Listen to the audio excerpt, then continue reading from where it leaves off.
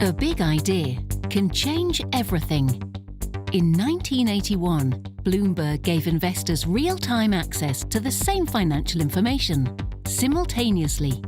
Using pioneering technology, we transformed global capital markets forever.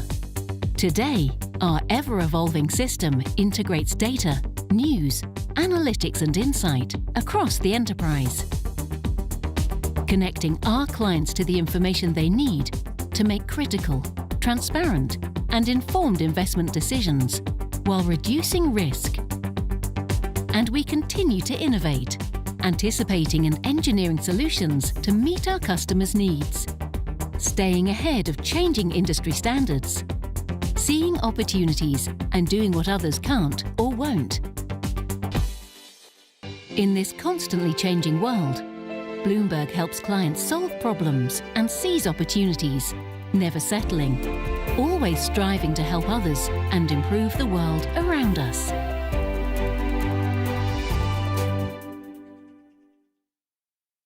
Hello, everyone, and welcome to the inaugural Bloomberg Rainbow Plus Forum.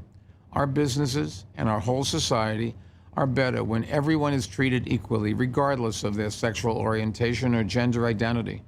That means it's up to all of us to create a more equitable and inclusive future for members of the LGBTQ+ community. I've been proud to help do that, from supporting marriage equality in New York and other states to investing in diversity and inclusion efforts here at Bloomberg. We still have a long ways to go in the U.S. and around the world. That's why we've convened this group of business leaders, advocates, and allies to take on the challenge together. Today, we'll hear from a great lineup of speakers about a series of important topics: how boards can cultivate and empower a pipeline of LGBTQ executives, how business leaders can build fairer and more inclusive workplaces, and how the next generation of investors are moving markets through ESG metrics. I hope you'll get a lot out of today's discussions, and thanks for joining us and for your commitment to equality. Now, let me turn things over to Manas Krani. Welcome to the Bloomberg Rainbow Plus Forum.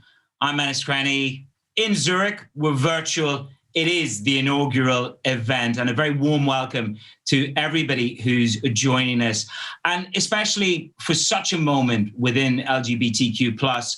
A huge thanks to the individual, the inspiration behind today's event. It came from lockdown and COVID with Luca Marchi. He is the global head of corporate relations. We talked a lot about this during lockdown. Now we have it virtually, and we hope to progress. Much has been said about equality. We talk about equality and diversity and inclusion, but there is such a gap between talk and actual delivery and actions. So the aim of this forum is really to inspire you, if you're a leader, to prig your consciousness about what is diversity, where does LGBTQ+ fit in that spectrum for the discussion. If you top management, walk away with some inspiration, because we brought together the leaders of industry for you who've lived that life, who've walked that walk and delivered in top management positions. How do we drive for diversity within LGBTQ+? That's what we will debate over the next hour and a half. A little bit of housekeeping, bottom right-hand corner, you got the chat box, you got some technical problems. That's where you go. You can open up an event chat box, again, in the bottom right, if you need a little bit of support. And to make this a more inclusive event, it is all about transcription. It'll be at the bottom of your screen. We've teamed up with Feastin. So you'll see the words as they come from our speakers' mouths. Ask questions. I'm merely the conduit for this vehicle. Let's get started. Panel one, we have your moderator, Suki Sandhu. Suki, a very good day to you from Zurich.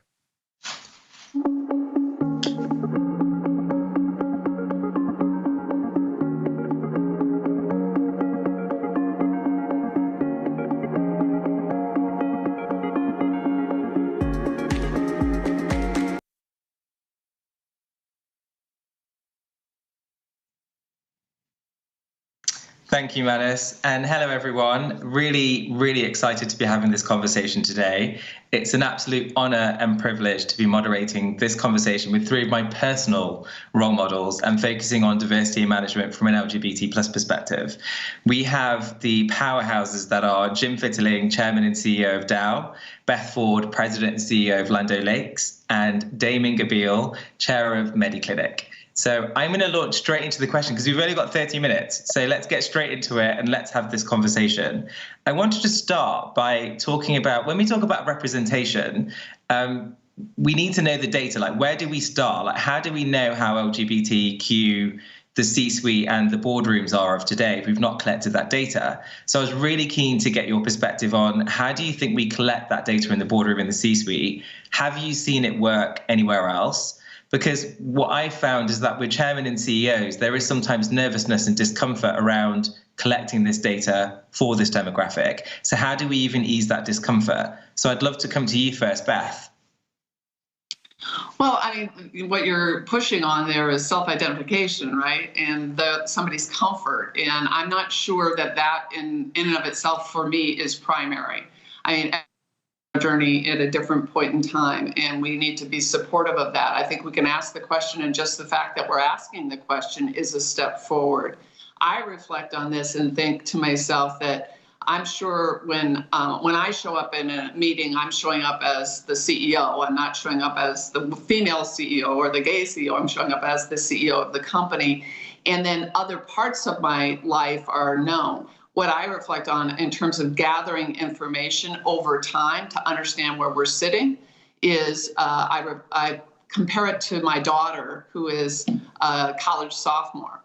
And these are standard questions now being asked in colleges, and there's a lot of comfort in conveying that information versus in a company where I think it's a step forward that just the question is being asked. And I also believe that most of the change that occurs in an organization, yes, it comes from the top, but really throughout the organization, how are they thinking about their representation, their voice, their visibility? And I think that to me is more important than necessarily us identifying how many CEOs, how many board members, et cetera, are identifying as LGBTQ. Yeah, and you're absolutely right, Beth, in the fact that there is research recently that showed Gen Z or Gen Z, over half of them identified as anything other than straight or heterosexual. So this next generation is really pushing the boundaries of gender identity and sexual orientation in comparison to our generation. So Jim, any thoughts from you in terms of this data collection and figuring out, well, how LGBTQ is the C-suite and boardroom? Yeah, I think there are different ways to track it. I mean, for the last I'd say several years, we've been using our employee surveys at the end of every year, where we get a pulse on engagement in the organization, and they're given the opportunity to self-identify at the end of the survey, and that includes whether they're LGBTQ+.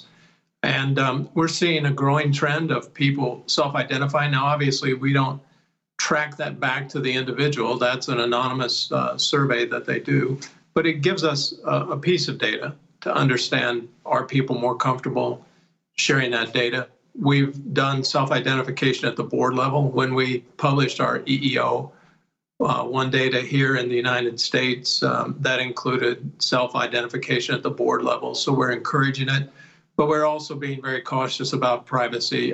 You don't want a misstep from a privacy standpoint. There are still risks out there in the environment. There are places where people can put themselves at risk of being discriminated against, and we don't want to encourage that. And there are countries where it can be worse than just discrimination. So we have to walk very carefully. But I do think the ERG team that leads this is moving to try to add some additional measurements into the system and keep building on what we have. Yeah, that's absolutely true. And actually, Beth obviously mentioned about self-identification at the beginning. The challenge with LGBTQ is that it's invisible. We need people to come out to be open and visible to our community. Whereas if you compare it with gender and race, you can normally see someone's racial diversity, like mine, for instance, or if you're a woman. So I'd love to get your perspective as well. Dame Inga, or Inga, what do you prefer, Inga? Inga's fine. And I'm going to actually go back to my time when I was at Lloyd's. I started there in 2014. And nobody, even though every year on the employee survey we asked them to self-identify themselves, we had less than 10% of the employees filling in that field. And so we didn't really know if the LGBT community were engaged or whether they were particularly upset about a certain aspect. And so I started talking about it openly as the CEO, and I managed to get, before too long, over 90% of the employees completed that field. And then people saw how we were using the data. They saw that we were actually using it to check in that they were okay, that they weren't feeling discriminated against or anything like that. And so the more you had the data and showed why you were using it, the more people gave you the data. So it became very self-fulfilling. And there was one regret that I have from when I was as the CEO of Lloyd's, because actually we did have a couple of people from the LGBT plus community on our group executive, and we didn't identify them sort of on the website or publicly. And I wish we'd had a sort of maybe just a little pride flag or something. We could have done that, because we were very proud about the gender balance we'd achieved, the racial balance, but somehow we missed that. And if I could go back in time, that's what I would do. Well, it also sounds like a huge research project, because it's not been done before to measure LGBTQ diversity in the boardroom and C-suite from Bloomberg, hopefully. So we put it forward. Let's see if they actually turn it around. I'm really keen to move on to the next question, which is, where do you see LGBT plus hiring sitting relatively to women and race? Given Stop Asian Hate, Black Lives Matters, Me Too, how has the LGBT plus agenda become less important to C-suite and boardrooms? Inga, let's come back to you for this one first. Do you know, I don't think it ever really was on there. I mean, in all the time that I've been hiring, we have seldom gone back to the search firm and said, oh, come on, we want somebody from the LGBT plus community. So I don't think it sort of got on there in any big way to then be taken off or removed from the priority list. For sure, gender's been up there for ages. Now we've got the, people are very concerned about people's ethnic backgrounds, and so they're focusing on that. I would love it if the LGBT aspect was also there. I just don't think it ever was to any meaningful extent to have now been displaced or put as a lower priority for one of the other aspects. We need to focus on it all. Agreed. Beth, what are your thoughts? Well, I want a diverse slate of candidates for all positions in all aspects of diversity. I'm not sure, back to Inga's point, that we've ever called that out specifically. So it's not a matter of pulling back from it. Frankly, the challenge right now for talent is considerable, and we're looking for best candidates. Diversity is a key priority. So one of the things we do prioritize is making sure we have a diverse slate. To your point, is it an opportunity for us to add LGBTQ? Now, the implication, again, is self-identification for a candidate, and that there are firms who concentrate and focus on that you're partnering with as you identify candidates. I'm not sure that's widespread. So it is another area of diversity. We do ask for diverse slates. It's not an either or, it's a broad swath of diversity that as we focus on talent. But I'm not sure that we've identified specifically that as an element. And again, it's because I'm not sure there are a lot of firms that focus on that in and of itself. Yeah, it's interesting because obviously I run an executive search firm called Audelis.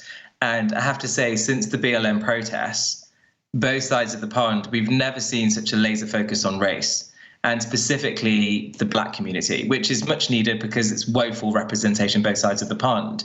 But in my 18 years in doing executive search, I've never been asked by a chairman or CEO to focus on LGBT+.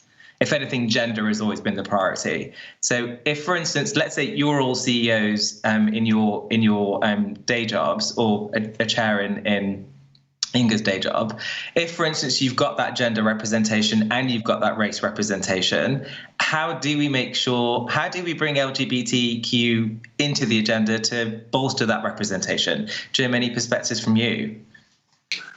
I think you have to, all hiring has become much more intentional right now. And if I look at the participation we have in employee resource groups at Dow, it's grown in the last 3 years from 15% to now more than 50% of our employee population is part of an ERG. And we use the ERGs to be more intentional about hiring. Right now, I would say in the case of LGBTQ+, it's just making people aware that we are open for business and that we are hiring and what our track record is in terms of support for LGBTQ+ people and trying to bring it up to the level. I would say tracking, I agree with Beth and Inga. I don't know that it was ever on the tracking metrics, but we are mandating now diverse hiring slates, hiring managers on slates, and diverse candidate pools. And we're seeing a big difference in gender hiring, gender advancement, racial hiring, and racial advancement. And that's positive. So I think if we're intentional about going out there and making it public that we are open for business, that word gets out. And I'm starting to see that pick up. So I think you will probably see some increased inbound inquiries. Every time I go to a college campus to talk to students, they're interested. They're interested to understand, what role they have or what place they might have in a career at Dow. Absolutely. I mean, we always talk about diversity hiring, meaning that you're widening the gate, not lowering the bar, because there is this big misconception that when you're doing diversity hiring, it means you're compromising on quality, which is not true. So I'd be really. Do you mind if I add a comment there? Of course. Yeah. Go back. I think the diversity in the hiring, to Jim's point, to Inga's point, it's been laser focused, and we want a broad candidate pool. Actually, the bigger challenge is the inclusion piece. It's the retention piece. Because, again, we can bring candidates in, a diversity of all kinds, but they have to feel included and connected to the mission of the company, to the teams more broadly. And, some of that is policy, but some of that is culture and the way that they're feeling connected. So, we oftentimes focus on, are you bringing them in? And that's important. You've got to have a pool of, best talent. But we've been more intentional of late of focusing on the inclusion piece of this, their connectedness to the mission of the company and other employees. And that's a challenge because sometimes you don't see it. We hire the full person. They have a number of issues in their family, in their life, whatever. And it's not a policy in the company that's going to connect them to the company. It's the culture and it's the way the company is invested in their community and in their families. Absolutely. I completely agree with Beth. That's exactly the thing that we're focused on. Is if the culture is accepting and uplifting and positive and focused on positive outcomes, it's good for everyone. It's good for our customers. It's good for our shareholders. It's good for our employees, for their development, for their advancement. And we have more candid conversations and more challenging conversations in that environment than we ever did in the previous environments. I think culture's everything in this. Absolutely. And Beth, you touched on it earlier about the challenges of finding talent. So we know that there's a war for diverse talent. We know, so if you're going to win that war, like you say, you absolutely have to focus on also retaining the talent that you're finding and bringing into your business. We actually have a question from the audience here, which I'm going to ask now. How do we, Inga, this is for you. Let's start with you on this one. How do we move to a more unbiased and accepting office culture and not judge by one's appearance or stereotypical gender expectations? Well, that could be a whole week's conversation in itself, because it's a huge thing. I mean, it is absolutely huge. And of course, it's what organizations have been trying to get to in their culture change. And culture is so important in a company and yet so undefinable. Yes. And yet, immediately you're in one company culture that it feels very different to another one. You can't really define it. But I mean, people have been striving for this for so long. Now, when I was at Lloyd's, I did not if I'm absolutely honest, I didn't approach this whole thing in a very scientific way. I didn't go in thinking I've got to solve this. I just knew that something wasn't right and that we weren't modernizing and able to modernize and move forward if we didn't do something about this culture and attract these different people and stop people making judgments when they shouldn't have. And so we kind of did all sorts of things. I mean, I can't, there's probably nothing we didn't try. Yeah, we tried everything from all different angles. One for me, though, one of the most important things was we started with data, but it was as soon as we got to emotional stories and you managed to get a hook into someone, that then changed the conversation and the understanding. And with some people, that took a long time. So some people were really cynical, and I didn't give up. I just kept going. And it might have taken 18 months, 2 years for me to find the one emotional hook that they said, wow, now I get it. And now I realize that I shouldn't be so judgmental, or I should hire a diverse team or something. But the data is one thing, and policies need to be changed and all of that. But it's got to be around emotions. It's got to be around people telling stories, having conversations, and sometimes difficult conversations. Often we're fearing anything, getting people with different views together. But we have to allow people with different views to have a conversation, or we won't uncover what the difficulties are in an organisation. So that was what I found, one of the key learnings: get the conversation started. Absolutely. I wanted to ask about what responsibility do you think organizations have to speak out externally on LGBT plus rights as part of showing their support to LGBT plus employees? Jim, would you like to take that first? Well, we've a track record of doing that, and led by the employees inside the organization. And I think the way I look at this is we're trying to fight for our employees' equality and their equal rights. It isn't like we're fighting for something special for them. We're fighting for them to be treated equally and not discriminated against. And so when we see actions that we think are discriminatory or that move to take something away from them, or act like they are not granted the same human rights as everyone else, within the organization, we reach up and we respond.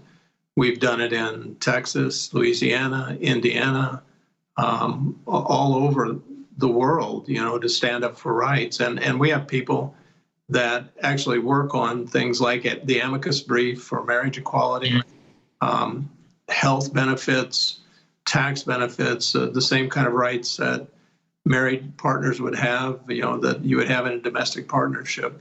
And so it's from an equality standpoint that we look at it. And we encourage people to bring those conversations, and then we support them when we need to get out there and visibly show support. And we're not alone. There are many companies that join us and have always joined us in doing that. Yeah. Beth, any thoughts from you? This is one of those questions that goes to what is the role of the CEO now, right? Much broader. Yeah. And this question and a lot of questions. How should I weigh in? How does Jim weigh in? How does Inga weigh in, when she's CEO or chair? And I'm a big believer that I weigh in and we weigh in representing the organization when we can move the ball forward, not everybody wants to hear my point of view or the company's point of view on every issue, right? That's just not helpful because it's more folks just adding to the conversation. But when we know that there's an implication, as Jim notes, to our employees, or when we're trying to move the ball forward in the conversation and we believe that view is of value, then we weigh in. Then we say, this is important. This is the way we're perceiving this and why we have a concern. So, I don't want to be too cute and say we want to try to be selective, but weighing in on every issue is challenging, right? Because that's not the role of the corporation, in my view, or the CEO, and rather it is when something is important and we can, our voice would be helpful in moving forward towards a solution. But I do think it's a lot harder now. I was just going to say it's a lot harder for the CEO or the chair to sit on the fence on certain issues, particularly when it comes to LGBTQ plus issues that can be quite divisive when you think about your customers or client base that you might have, say, in the Middle East or Russia, or in regions where it's much more challenging to be LGBT. Inga? Sorry, I was just going to say this similar thing to you, actually, that it's almost you don't have an opportunity now to be quiet on topics. There's an expectation from, a lot of employees now are absolutely expecting the leaders to have an opinion on things. And CEOs didn't used to have to opine on any of this. It's almost now expected. It's changed. And I always remember, how good it felt. Years and years ago, back in the 80s, I was in a frontline role meeting clients from around the world. And one day a client came in to see me. He was from a country in Africa where he really refused to see or deal with a woman in business terms. He didn't know that my name was a female name. So he arrived in the office. He refused to see me. Absolutely refused to see me. My manager stuck by me and said, "I'm sorry, if you don't see Inga, you're not going to see anyone here." He did actually leave, and we lost some business. But that's the sort of support that you can do, maybe not broadcast support, but when you do little things like that as well, they're enormously powerful and helpful for individuals. Absolutely. We've got another question from the audience here. Jim, I'm going to come to you with this one. You've spoken about the struggles in hiring at the moment. What are you doing to ensure that diverse hiring doesn't fall down the priority list? Might current conditions set things back, particularly in terms of the talent pipeline? Jim, what do you think? I actually think it's the opposite. I think you talked earlier about trying to widen the gate or open the aperture, what I say all the time. You're in a war for talent right now, so it's actually the opposite. It works to your advantage if you get out there and widen the gate. I've noticed, like within our team right now, the use of social media to get the word out to the public about job openings that are out there for now, which historically would not have been a big avenue for us to try to generate interest. Getting our employees involved in the hiring process. When we go out, for example, if we go out to an HCU gathering, we send the hiring team armed to be able to make offers on the spot. We've had discussions internally about what to do before we get out there. When we go out to other events, and we use things like Society of Women Engineers, Hispanic Latin Network, other network, Out and Equal, Out Leadership, other networks that we belong to, we get out there and we advertise that we're open for business. I think this is a great opportunity for us moving forward. And then we showcase stories. Inga mentioned earlier about stories. You have to showcase stories about how people are supported and the opportunities they get inside. And there's no better way to do that than your own employees out there on the front line saying, here's why I like working at Dow or whatever company that I'm with, because this is how I'm treated at work, and I'm not treated any differently than anyone else. I think that's powerful. No, fantastic. I want to move on to, a lot of companies are putting chief diversity officers onto the management board. Do you think this should be more widespread? And having a chief diversity officer on the board or management board, do you think they're able to implement real change? Beth, let's come to you first. Well, on our management board, of course, is my chief human resource officer and chief diversity officer as part of that group. I understand the reason in the question and the visibility. The challenge for that, to me, almost goes back to my operating days, where you say, well, if you've got the safety guy is responsible for safety, right? And in reality, what I would like is for everybody to see themselves as the chief diversity officer on the team. So I think if you're most powerful within your management team, everybody is committed and from a values perspective is focused on that and can speak to that. And in fact, all of my team in the C-suite is tied to one of our ERGs. They are the key sponsor. And then we as a management team have our diversity and inclusion meetings, with the folks that are heading the ERGs. So I understand the question and the why, is somebody keeping something top of mind? I would wish that everybody saw it as their role. I would wish that everybody has a voice with different ERGs and bringing that to the conversation at the management level, and that everybody increases their visibility in ERG leadership. Absolutely. Inga, any perspectives? on the Chief Diversity Officer role and their purpose? Well, sometimes, when you're a CEO, you want kind of all of the key important things represented on your group, but you also know in practical terms it doesn't work to have everybody there. And I absolutely with Beth on this. It is everyone's role in an organisation. I did appoint a diversity officer, and that became the sort of centre of expertise. So the responsibility was for everybody and all the senior leaders, but you knew that you had somebody who was keeping us on our toes, providing all the latest knowledge, providing all the latest developments, egging us on, and became very much a centre of expertise and somebody that the management would draw on. And that's how we tended to use that role. And of course, they had specific goals, but I also had specific goals for my management team. So they had to improve gender diversity and things like that, and they had goals. So it was spread out across everyone. Great. I think that from my perspective, with the CDO, I think the key thing is what support structures do they have? And I completely agree with you, Beth. It's everyone's responsibility to drive diversity and inclusion, not just one person in an organisation. It's impossible otherwise. We've only got 4 minutes left. So I wanted to ask you one final question each to perhaps share your advice or intervention or something that's going to really help the audience that are watching today to really drive LGBTQ diversity in management. Is there one thing that you can point to or advice that you might want to give to our LGBT viewers that might be out there about how they can climb to the C-suite and boardroom too? So let's start with you first, Jim. Well, I think one of the things that is most important is to get the experiences that you need inside the organization. Advancement is key. And I think from our perspective, you have to measure to be able to know if people are advancing and getting the right opportunities. Metrics drive everything that we do, whether it's inclusion, whether it's participation in ERGs, metrics drive it, supplier diversity programs, where we're hiring. We have metrics behind all of that, and we're trying to drive outcomes. Yet we're trying to build a culture that accepts all that, but we're interested in results too, and you have to have both. You have to have both working together. And so I think that is the biggest.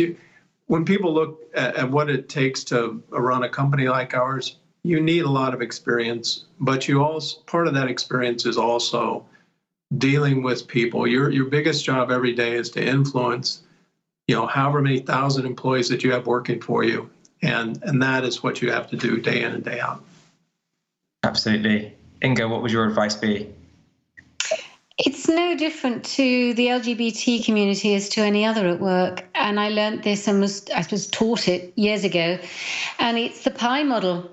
PIE, performance, image, and exposure. They're the three things you have to focus on. Now, sometimes we only think it's about performance when we start off in our career, and that was what I thought. All I need to do is do a good job, and I'll get noticed, recognized, and promoted. You have to work on the I, which is your image. You have to know how you're coming across, and then work on the E, the exposure. Strategically work on maximum exposure throughout your career. Those three together, you can get there. Well, I'm definitely stealing that for my next speaking engagement, the PIE model. Beth, last but by no means least, what would your advice or intervention be to support diversity in LGBTQ management? I think the advice I always give to people is, you do your best work when you are your authentic self. And when organizations allow someone to come in and show up as their authentic self and are supported, it's amazing what the team together can do and how you can feel not just connected, but how you do and deliver your best work. So always in these questions, I say, please you're great the way you are. You don't have to change for somebody else, but you need to be your best self. You need to show up as your best self, your best partner. And by the way, to be a great leader and move people along is really little about you. It's about enabling somebody else's success. And so I think if organizations and if you say, how can I move it forward? I think that's what I encourage. Remember, leadership is not about you. It's about everybody else and enabling their success, and show up as your authentic self and give everybody the room to show up as their authentic self. And it's amazing what you can do as an organization. Absolutely. And there you have it. Amazing advice from three incredible global leaders. Thank you so much for joining us today. Inga, Beth, Jim, really appreciate it. And I'm now going to hand back over to Manus.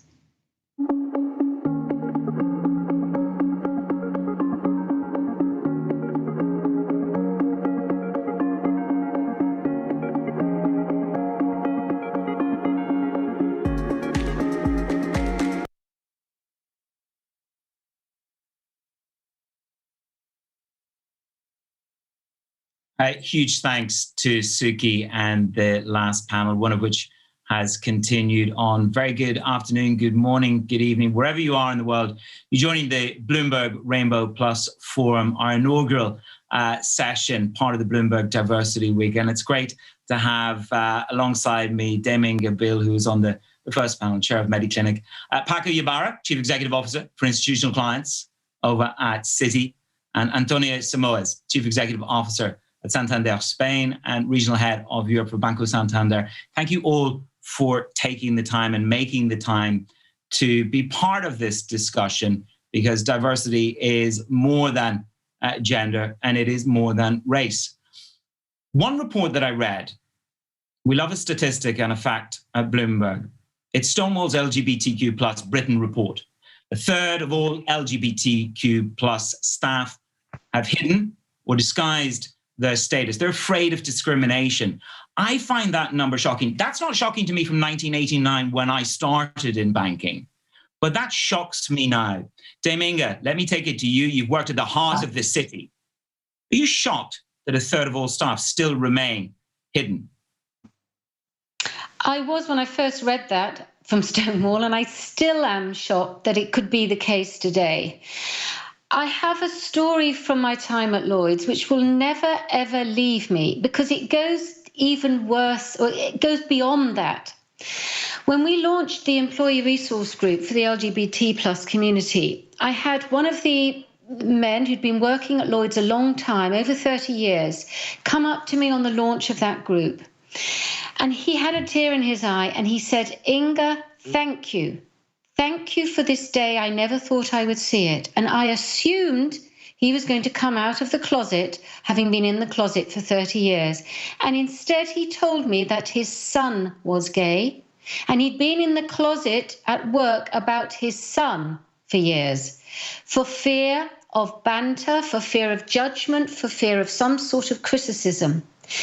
Now, that wasn't that long ago, and that will always stay with me, because it goes way beyond even the LGBT community themselves. We're talking about people at work hiding all sorts of things and being embarrassed about things, even when it's not necessarily them themselves. When you try and unravel it, why are people scared? I don't know. I stayed in the closet about my sexual orientation for over a decade. And this was probably the first 10 years of my life. I thought I was just heterosexual, so I didn't think it was going to be an issue. And it only became an issue as things changed in my life. But I still stayed in the closet for a year, despite, I know, working for a very welcoming and supporting company. Why did I do it? It's fear of something, fear of all sorts of repercussions. So I'm disheartened by the data. I do my best to speak up, and I know on the panel today, you've got people who are always speaking up about this, and we need more and more people to speak up about it and give courage to the others who are coming into the workplace to be out and to be themselves.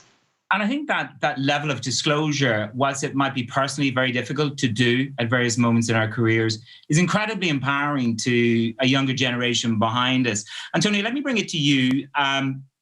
Look, there are still a limited number of CEOs out there who publicly identify. Inga is still shocked that the number's at 30%. Can you just tell our audience, I mean, you've got to the top. How difficult a journey was it to tell that story along the way? Thank you, Manus, and good afternoon, good morning, everybody, and it's delighted to be here. So for me, being gay and being out is a big part of who I am today, and definitely the that journey of authenticity didn't start that way necessarily, a bit like Inge, but it's a big part of who I am. And so it started, so just to give you the context, I was born in Portugal in the 70s, a reasonably conservative environment, and I was closeted a bit to Inge's point. Up to university, really, I was out to a few people. And when I started working, and this statistic of the 1/3, there's another statistic, which is people go back into the closet when they start working, even when they are out at university. I joined McKinsey at that point, and I was not out. And that first phase of my journey, what was interesting, and this was 1997, is that McKinsey, a couple of years before, in 1995, created what I think must be one of the first LGBT groups in the world, which has the most fantastic name as GLAM, Gay and Lesbian at McKinsey. And although I had joined McKinsey in Madrid and Portugal, so Portugal and Spain, it was very conservative. This idea that this global company I worked for had this, on the other side of the rainbow in the US, but globally had this amazing organization, for me was really, really important in that first phase. And still today, now at Santander for over a year, we have an equivalent group, Embrace. We have more than 6,000 employees, and still today, for me, that's really important, because I think of my 20-year-old self, and there is someone somewhere else, maybe in Europe, that I lead, who's not comfortable today, the 1/3 that you mentioned, Manos, and these groups are very important. My journey became then more authentic when I went to the US. I studied at business school in the West. It was easy to be out in New York.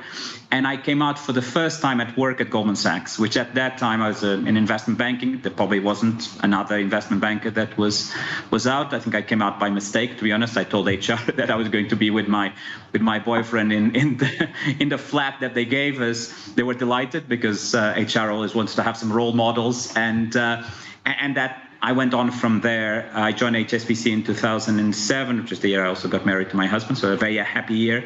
And then in 2012, around the time, Inge, I met you, I was the CEO of HSBC in the UK, and I gave an interview where someone said, actually my head of comm said, well, I don't think you should mention your husband, because a bit in the previous panel, Beth made the point about I wanted to be the CEO. It was the first time I was a CEO. I didn't want to be the gay CEO. But I thought about it in my mind, and I did talk about my husband and my 2 Labradors at that time, and it became a bit of a thing internally. And I think, Inge, you'll remember, because both of us were at that outstanding list from Suki back in, I think it was 2013 and 15. Obviously, the list became much better, because then Inge was then number 1 when there were more leaders. So there was a lot in that journey of authenticity that became, Manos, to your point, a big part of who I am as a leader today. I think I'm actually a better leader for having come out and having a bit more authenticity. And I think, and this is where I'd like to take it to you, Paco, which is, I think, to Inge's point, I think it's fear that drove me for a long time in the first 10 years on trading floors in brokerage houses. Fear.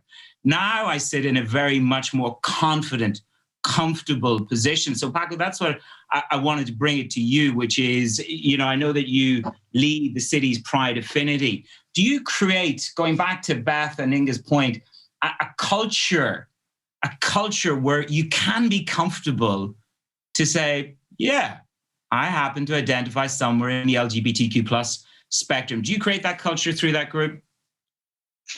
Well, we try.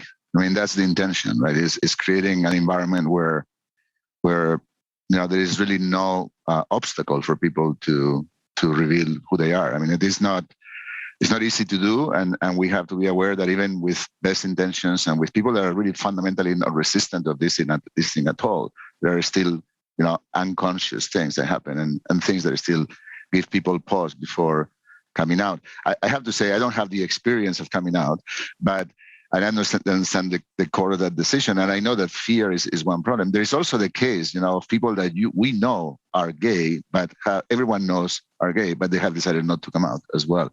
And you have to wonder what is stopping them from just being themselves in that context. Well, all we can do is to create the conditions that would make it easier and easier, and in the end, it's a personal decision of its person. And I think what you can do is just try to make it the easiest possible. And my attempt has been to encourage particularly senior people to be a bit more outspoken. I've found that when senior people, like my two colleagues in the panel come out, that probably has much more impact encouraging junior people in the organization to come out than anything else. So I have a little bit of a personal a personal effort put into convincing some people that are not that outspoken. Some people have come out, but they don't want to be very outspoken. They don't want to be very participating in things that they don't want to be defined, as we heard just a second ago, by being gay. But I think the impact that they have on the organization is so big that I think I'm really trying to encourage them to take a more active role. Well, let's just develop that, because sometimes I think, when I introduce myself, I like to introduce myself as I'm Manis, I'm an anchor at Bloomberg, I'm an ex-banker, I'm an ex-broker. The list is long before I ever get to who I am. Inga, and I go back to this because I've been on that floor at Lloyd's. I've done lots of pieces on that floor. I know the company that you work at the moment is geographically very diverse. How powerful is it, do you think? Do you think there's a soft power with disclosure? When I was having a lot of opportunity, I had a lot of opportunities at one time to have a platform. Right. And first of all, I shied away from using it because I thought, oh gosh, I've just got to be me. I've got to be respected. I'm already having a challenge as a woman coming in. I can't let people get focused on anything else. I've got to prove that I can do the job without distractions. But the more I had those platforms, the more opportunity, I thought, I've got to speak about this. This is not good if I don't do it, if I don't use the opportunity to be in an influential position and say something overt about it. But do you know, it often takes courage, and I haven't always had that courage. It's not always in you. It really isn't. And even today, I can be in situations where perhaps I don't have that much energy that day, or whatever's happened, or I've got something else in my mind, and I don't perhaps call something out when I should have. Something inappropriate was said, and I don't do it, and I don't necessarily have the courage to speak out on topics. So we are humans after all, and we've got to also remember that. But people today, if you reveal a lot more of yourself, which people do today, and I particularly learned it from the young generation actually. They said, Inga, you're the CEO, but we want to know you as a person. I thought, oh, gosh, what does that mean? Well, you've got to have your Instagram account. Oh, God, I was thinking, I can't do that. But they said, no, we want to know you as a person. So I started to reveal much more of myself. And then when people get to know you, you don't actually have to be outspoken about things if they know that it's part of your personality already. But using a platform, to me, and using your influence is important. There's almost a responsibility to do it for others, but you don't always have the courage to use it. No, I can see Antonio smiling there. I just hope your Instagram account isn't going to be trolled later on. Can I bring it back to you, Paco, first of all, because this is about who you hire, who you have on your senior management team is incredibly important, because to see LGBTQ+ at the top may inspire a younger generation to think, yeah, do you know what? Inga got there. You got there. Sorry, Antonio got there. The roadway to the top is not going to be blocked because of who I identify myself as being. So is hiring in one's own image, whether that be a certain profile, is that something which you try to sort of encourage against? Think broadly, hire broadly, go beyond borders. Yeah, we've tried to deal with those unconscious biases in hiring and the impact that they have on diversity. And we have done that by trying to force diverse panels in interviews and trying to make sure that we consider diverse candidates, that we impose certain conditions on how things are going to work that fight some of the biases that we have ingrained and the organizations have ingrained. I think in the case of the LGBTQ community, I think it's a little more difficult to do because of the numbers first, and also because not everyone is outspoken or has decided to self-identify. But the impact is the same. When you're successful in appointing someone or promoting someone that is seen as a member of the community and has a senior position, as I said before, that is probably the most effective, or one of the most effective ways to create normality around these things in the company and in the community. So it is so to see it as natural and to see it as the obvious thing that has to happen. So it is, I think it is something that we try to encourage. It's not, I mean, it is easier to do on other dimensions where numbers, the quantitative approach is easier to manage, right? But I think even in this one, we try to understand the numbers as well. And we try to understand the numbers at different levels, but our understanding is imperfect. We're trying to improve, but our understanding is imperfect.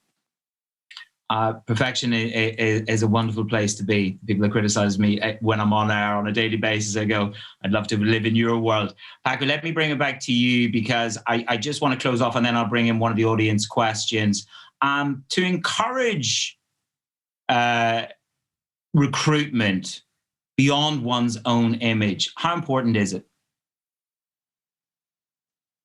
I guess it's me or Antonio. I guess you're addressing Antonio now. Antonio, my apologies. Antonio. Yeah. Thank you.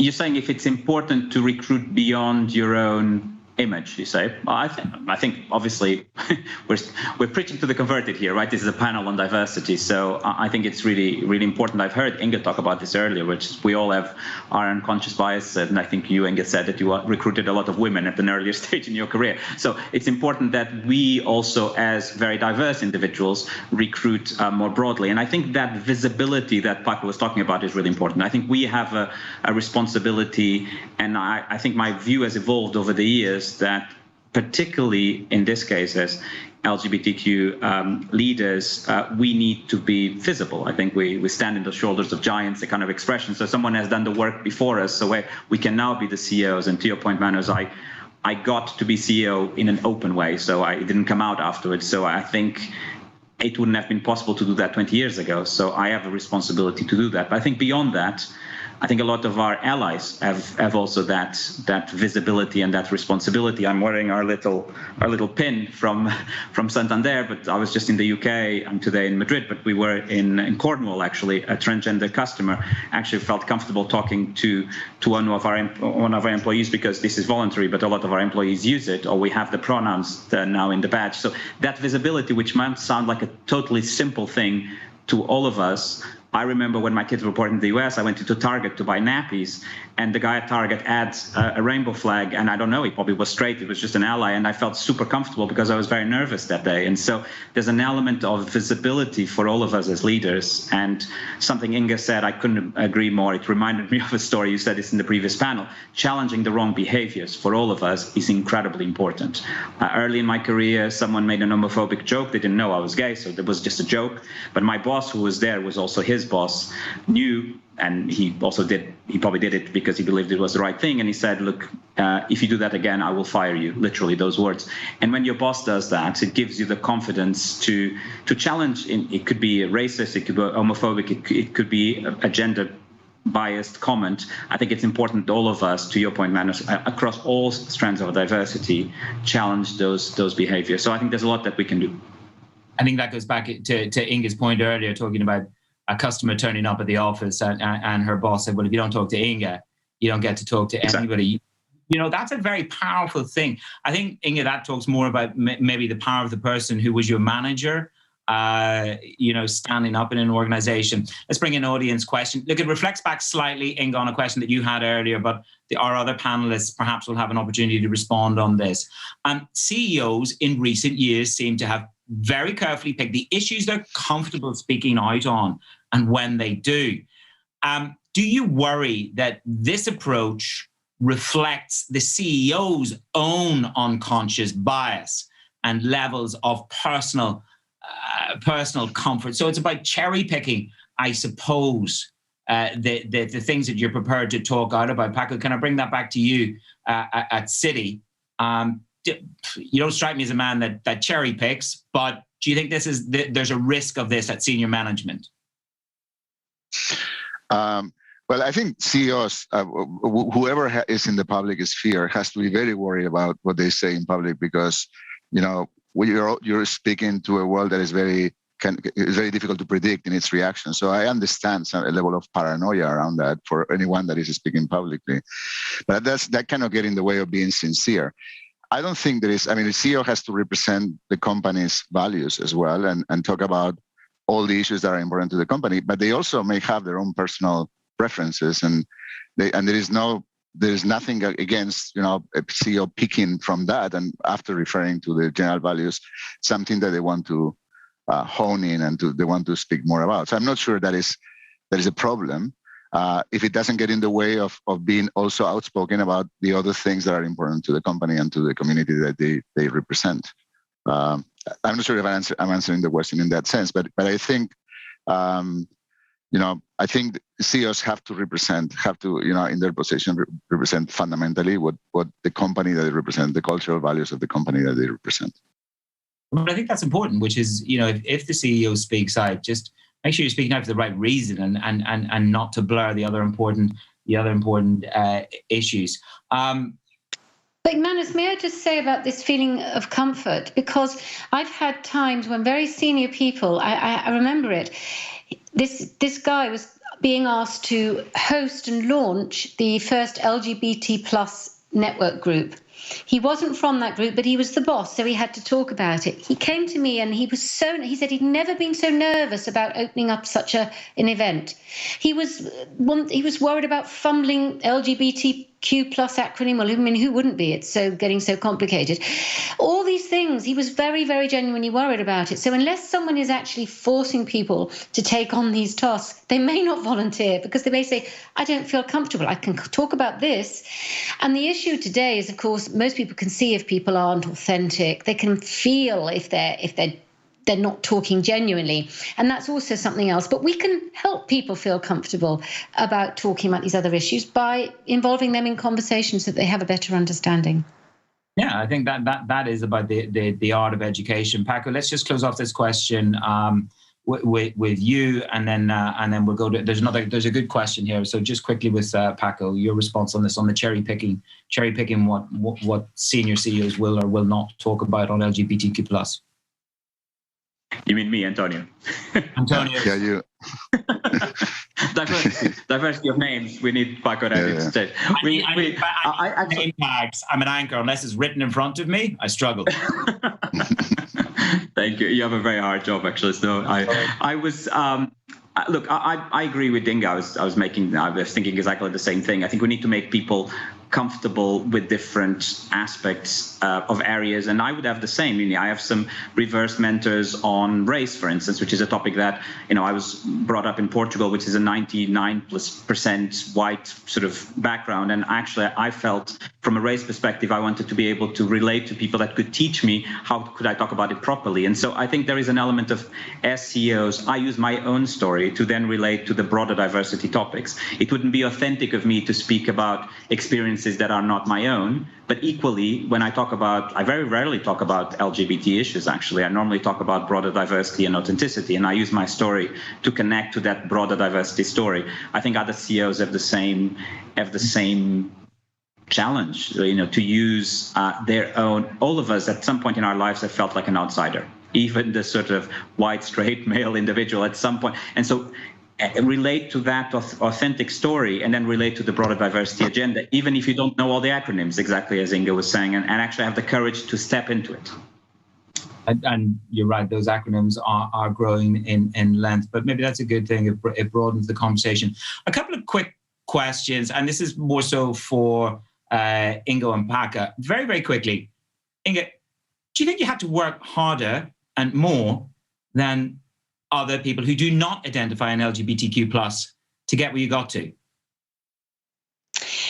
It's all about whether you belong in the group or whether you feel you belong in the group, I think, and how accepted you are. So that's a huge question.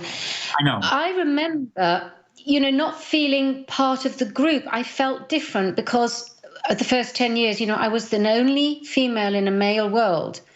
Now, that was hindering my own confidence in myself. It was sort of keeping me back. I was putting my own glass ceiling above me almost. And I think that happens along the way. And you can be in situations where you feel like the outsider. Some people might make them feel good, but most of the time we feel a little concerned, a little underconfident when we're in a group where we're the different one. And I think that's the issue here. Paco, just very briefly back to you. Did you have to work harder than everybody else in the schoolyard to get to where you got to? I think it's Antonio that you're asking, right? Yeah, Antonio, excuse me. I'm not sure, actually. Maybe I did at some certain stage. Also, bear in mind I have an advantage versus what Inga was saying, which is actually I'm a white male. Actually, if I don't come out, I'm in the majority, actually. So there is an element of up to the moment that I came out, I probably was always seen as being part of the majority. Maybe in my own mind, overcoming my own obstacles and my own internal insecurities probably was the most difficult thing. And once you own that, I think I am actually a better leader now. I normally make the joke that I'm short, balding, Portuguese, gay. There's a lot of aspects of being different that have allowed me to connect in a more empathetic way. And exactly as we were saying earlier, for not the next generation, we have 190,000 employees, of which 70,000 in Europe. People want an authentic self. So my story is actually more interesting, and I can connect better as a leader because I've embraced that. So if anything, now it's become an advantage, I would say. We've got just under 5 minutes left. Hagge, when you look at the structures within Citi and in the boardroom, what would be the one message for, look, we're dealing with diversity from lots of different areas and different agendas, reach for share of voice. It's women, and it's color, etc. But when it comes to this issue of LGBTQ+, what's your message at board level? So I think it is part of the general discussion on diversity, and at board level, the discussion that we're having and the effort that we're putting is in trying to get a better sense of numbers so that we can think of this dimension of diversity the same way we think about the others, and we can analyze ourselves and see what is going on in our organization across different geographies, across different levels of the organization. We're trying to, so a lot of the effort that we have had board support on has gone into encouraging self-identification of employees, funding the build-up of networks, and both community networks and affinity networks, so that people have support around them as they come out or as they decide to become more active in the world. So creating much more discussion and awareness around the organization about this, so that it becomes something that is in the day-to-day of everyone, and that eventually leads to people identifying themselves and as understanding where do we have problems, and that comes to the board, will get to the board as well. Eventually in a world where things were happening in a natural way without any kind of bias, in a board our size, we should have people of so it has to get everywhere. But I think the process to go through the normal tools that we have and that we're not perfect on, by the way, on any dimension of diversity, but the tools that we're using, those tools can be used in this regard as well, and make us more successful. Inga, what's your message at board level when you deal with diversity, but then do you touch on LGBTQ plus at your chair level in your current role? Is it something that takes up a proportion of time? Does it come up at board level? It depends which. I'm on a few boards, and they're all at different levels of maturity on this.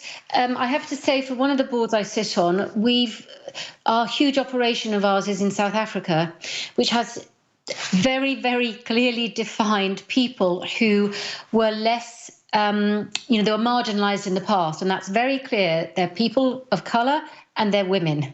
And so they've got a nice clear thing. And that's what we focus on. We don't focus on LGBT plus yet. But my hope is that over time we can start focusing on things like that. And the other boards, I'm afraid, why am I afraid? I'm very proud that we're talking about women and racial representation. I'm perhaps less proud that we're not really yet talking about LGBT. And Antonio, to close off, what would you be your message? Look, I think we all need to be more visible. I encourage everybody. Well, not my panelists here are great advocates, and Inge has always been very visible. But for us to be visible and authentic, I think this is about being authentic as a leader. It makes you a better leader, but also we stand in the shoulders of giants, as I was saying, and therefore we have a responsibility to improve the world. And that might just be wearing a pin if you're an ally, or it might be challenging the wrong behavior, or being more out and authentic if you happen to be LGBTQ+. So I think there's still a lot to do, and we can continue to improve. Okay, we'll draw a line under it there. I'd like to thank you all for taking the time. I think it's a healthy discourse. It's very obvious that we need more data. We need more, I suppose, a little bit more strength and a little bit more fortitude for some of us to stand up and identify with who we are. And the support that comes through from allies and people who are allied to us is critically important. Damien Gabil, thank you very much, Chair of MediClinic, joining us today. Antonio Samoas, Chief Executive for Santander and Regional Head of Europe in Banco Santander, thank you very much. And Paco Ybarra, Chief Executive Officer for Citigroup. I got there, Paco, in the end. I got the right boxes the right way around. So my apologies for those faux pas, but perfection, very hard one to sit on. Ladies and gentlemen, and to everybody that's tuning in today, thank you for being with the Bloomberg Plus Forum.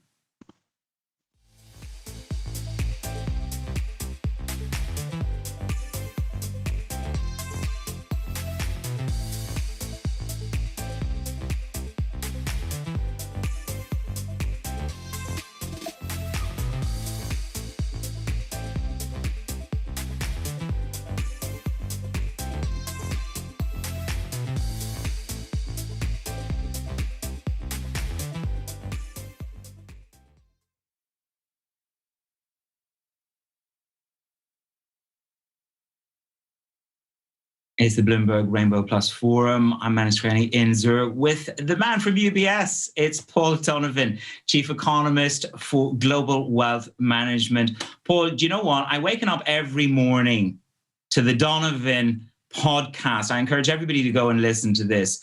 It's this mellifluous voice. I've decided what your next career is.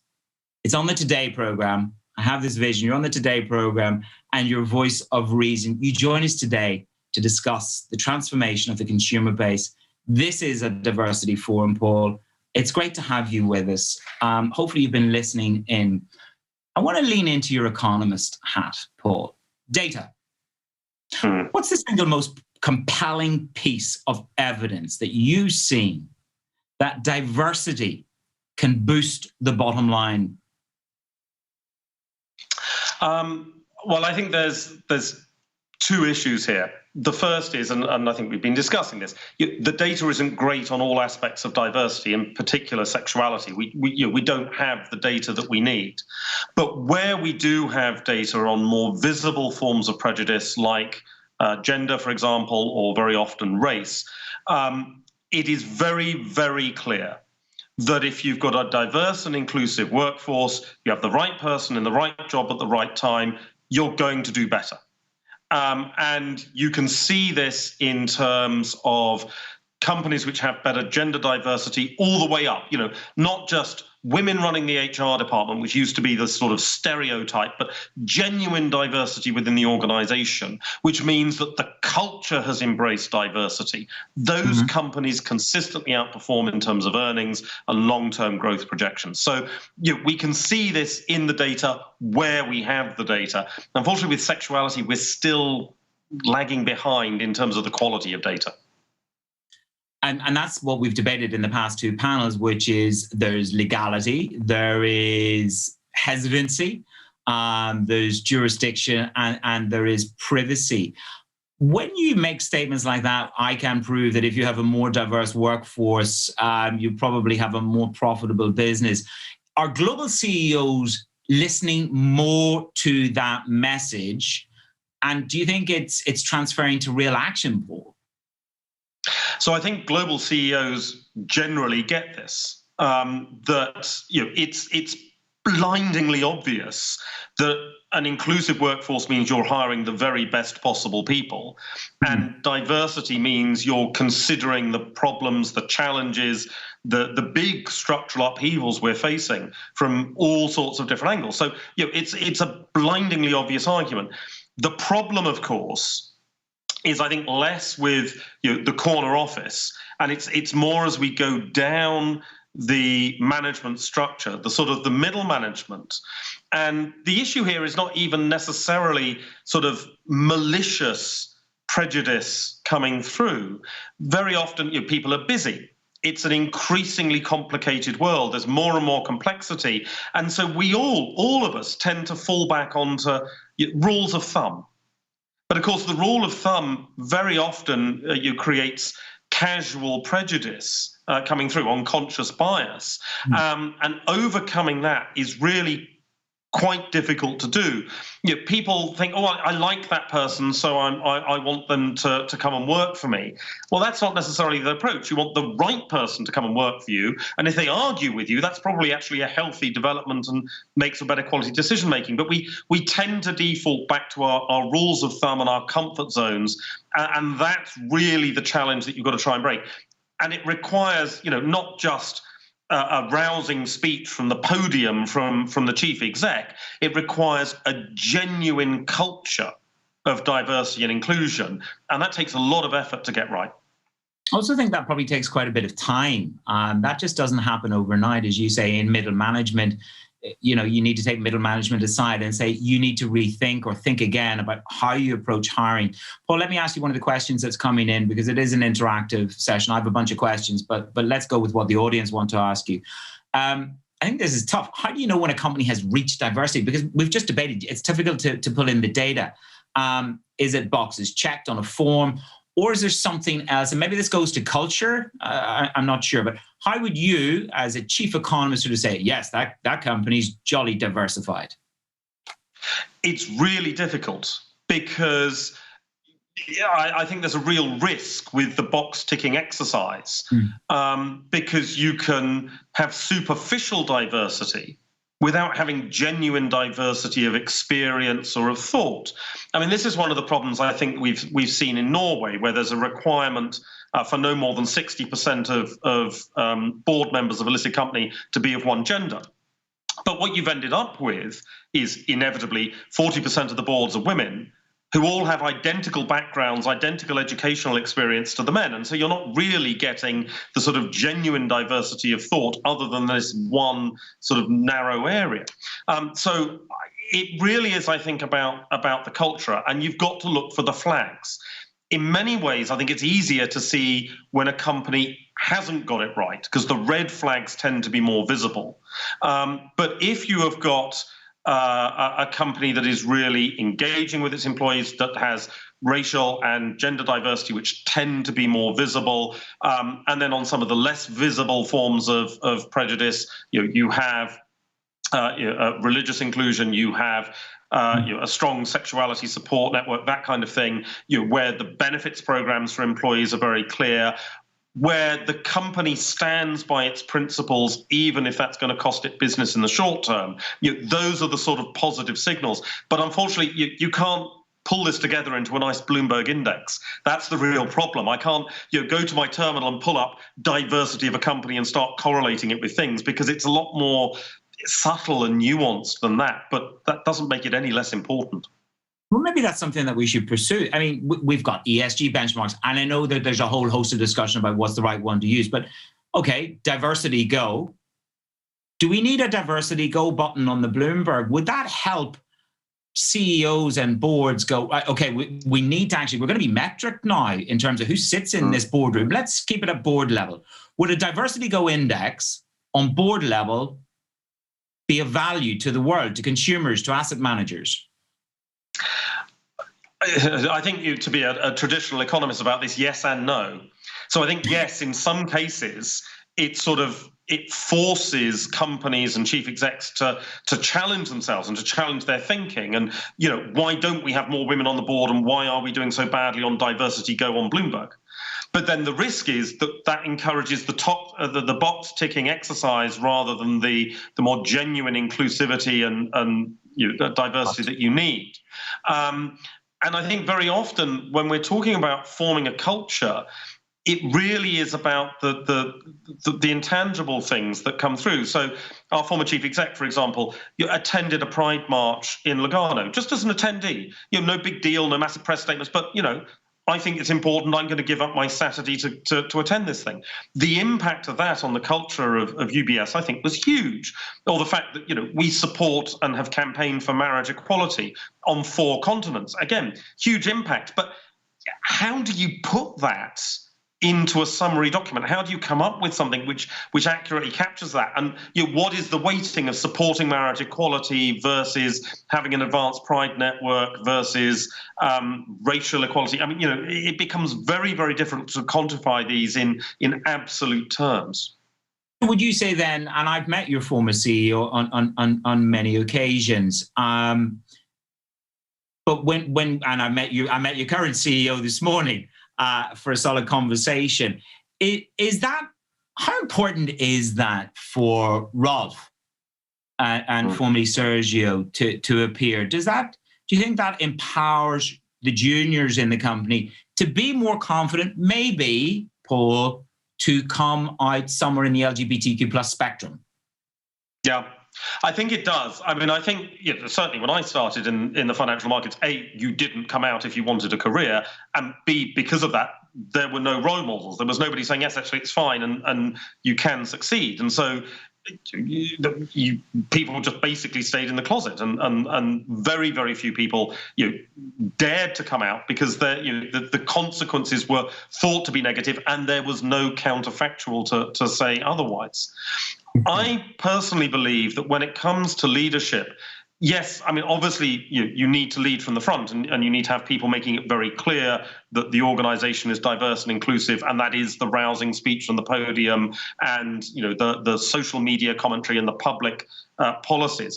But I think there's actually a more subtle way of sending support, and it is things like Sergio and the Pride campaign. It's senior leaders not attending events to speak from the podium, but attending events to listen. Yeah. Attending events to be part of the audience. And I mean, imagine you're a graduate trainee, you're unsure about whether you can come out, and you go to a Pride event at your organization, and the chief exec is in the chair next to you and has a conversation with you over coffee. Imagine the impact that sort of thing has. And I think that's the difference between sort of checking the boxes and really building the culture within an organization. But then that's got to go down through the rest of management as well. It's not just show and tell, but it's about delivery.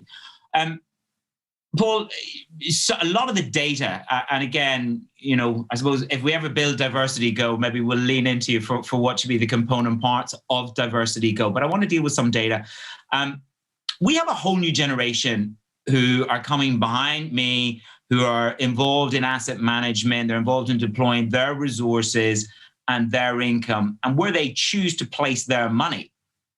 This is critically important, and this is why our audience perhaps would do well to listen to you and try and turn this over in their head. For asset managers, for banks, for institutions, you've got to adjust. You've got to be more cognizant of LGBTQ+, because we are your customers. Yeah. Well, it's on all available metrics, it's at least 10% of the global population identify as being somewhere on the queer spectrum.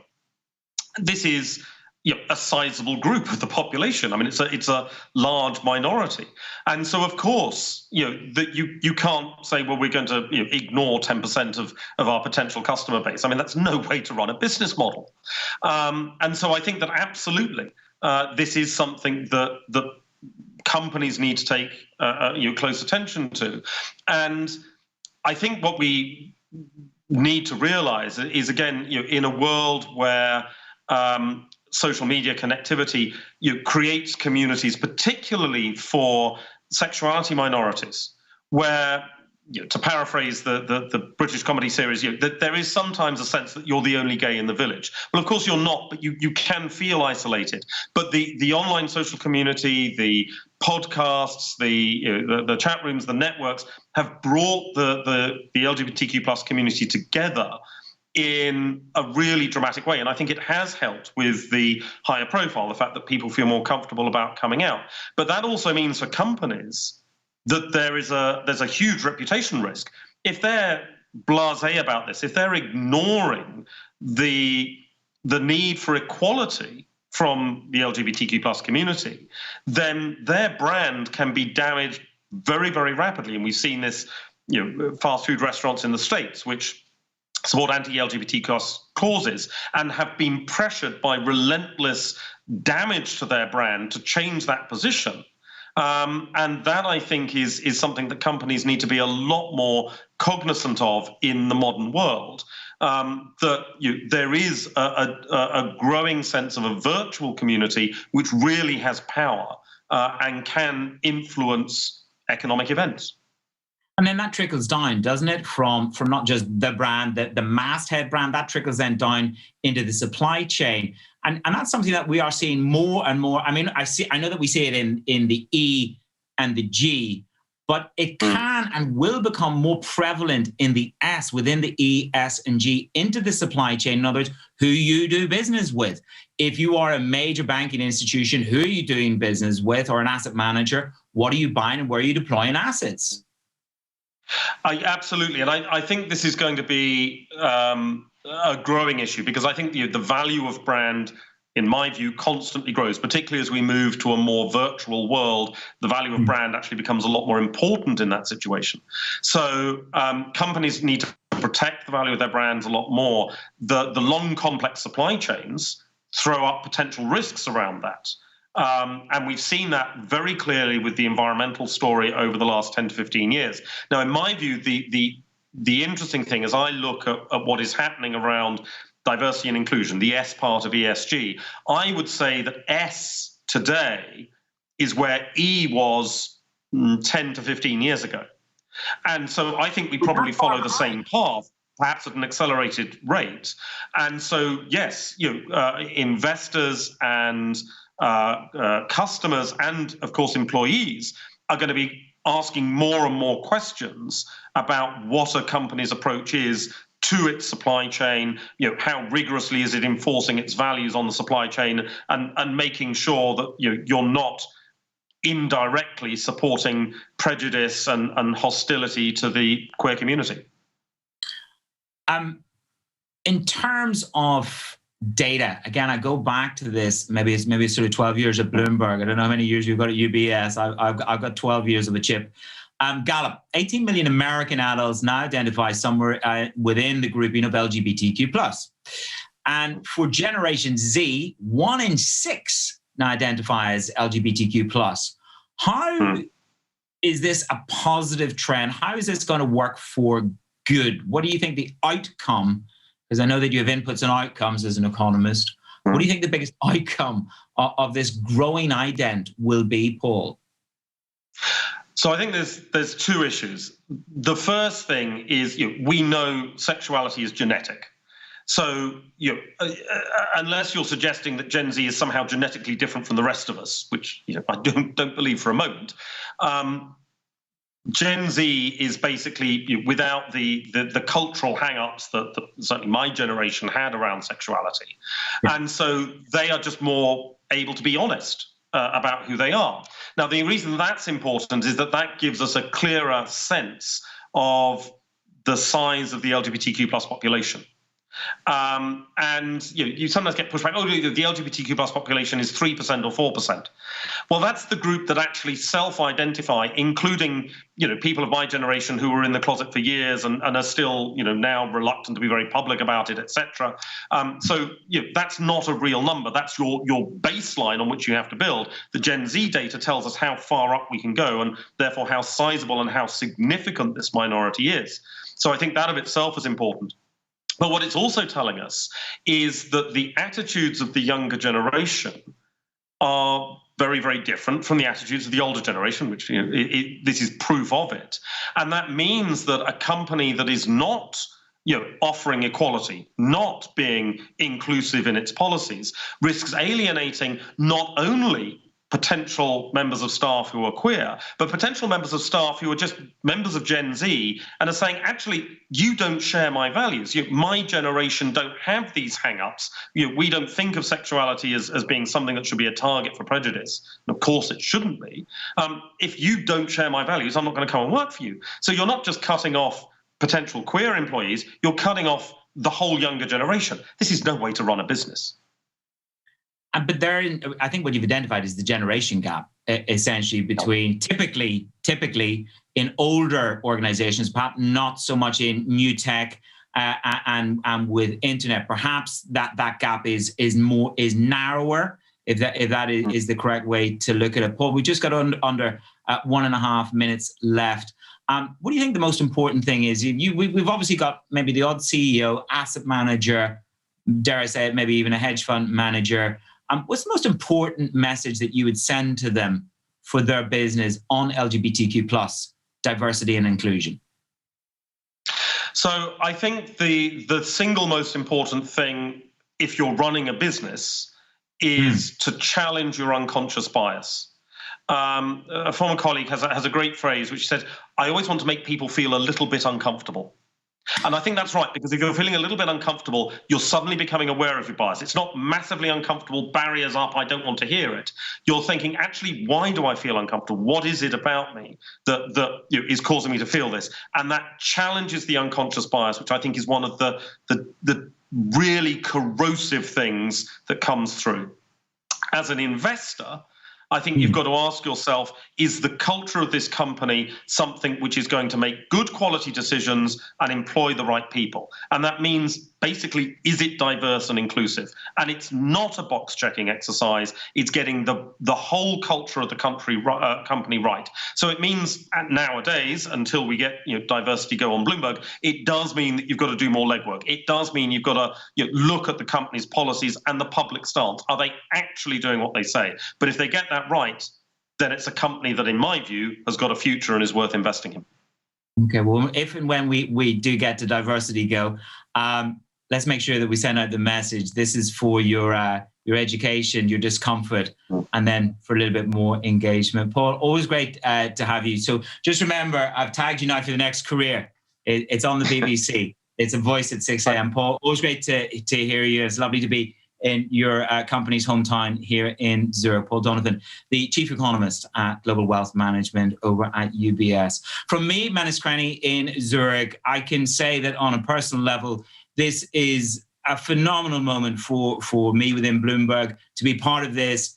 The spirit of Luca Marchi in engendering this as part of the diversity discussion at Bloomberg, it came from that period of time in the pandemic when we could all talk to one another a little bit more virtually.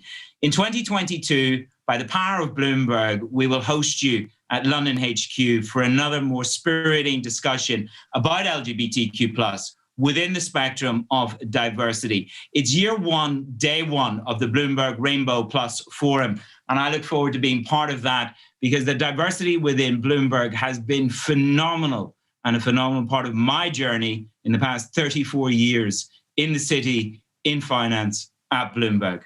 Good day.